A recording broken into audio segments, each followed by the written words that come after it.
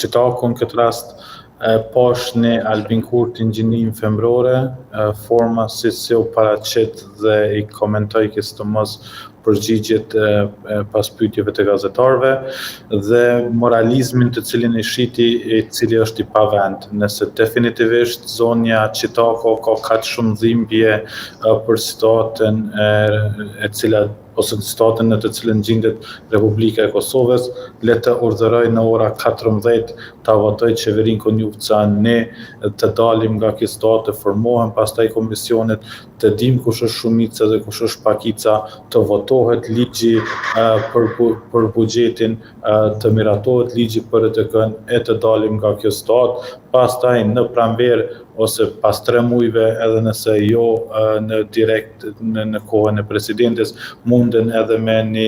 mocion mosbezimi të argëzojnë atë qeveri dhe të kemi zgjedhjet e reja. Nuk e di pse është kjo nguti e zonjës Qitaku të shkojnë në zgjedhje, a mendon ajo që vërtet PDK-ja do të performoj më mirë se sa që ka performu në syrin tim, jo, dhe të gjitha këto mos pjesëmarrje, të gjitha këto neglizhenca, lëvizja vetëvendosje ka treguar edhe në të kalumen që din të përkthej shumë mirë në votë dhe rreziku është nëse bëhen zgjedhjet sipas afateve diku rreth fund vitit datës 28 dhjetor ose 4 janar,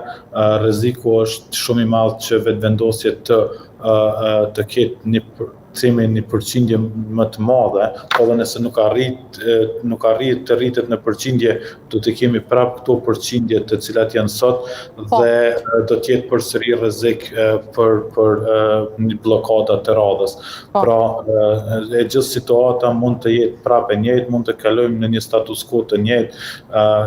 në status quo në kontekstin që nuk do të kemi lëvizje numrash e për të ra atë shumë lëvizja vetëvendosje sa pretendojnë Partia Demokratike dhe Lidhja Demokratike e Kosovës, dikush duhet të rritet. Dhe unë nuk shoh që LDK-ja dhe PDK-ja kanë performu aq mirë sa që të rriten dhe të bëhen konkurrencë e lëvizjes vetëvendosje. Pra, e bukra dhe e mira për vendin do të ishte të votojë qeveria Konjufcani, të kalojmë qëto situata në të cilat gjendemi, e pastaj